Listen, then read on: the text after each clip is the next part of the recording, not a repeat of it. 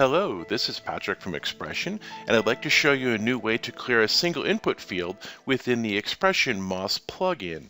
I'm working in XPression inside of iNews, and I have contents here that I'm going to go ahead. I'm going to say that I'm going to do a story about snow, and I'm going to say that there's snow in the forecast tonight, and I'm referencing what's going on in Canada. So I'm going to go ahead and pick a picture that tells me that it's in Canada, and I put that in. I decide I'm changing my mind and I want to revert that. So I used to be able to just right click and revert everything, but let's say I want to change just one field. So I'm going to right click on the shoulder HL, and I'm going to right click, and I'll have an option called clear field. That'll clear that individual field, and I can change the text in there.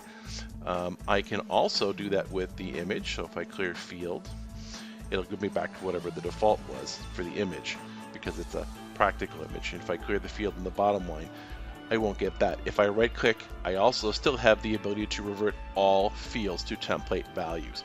So that's a new feature in the upper versions of 6.5 and higher.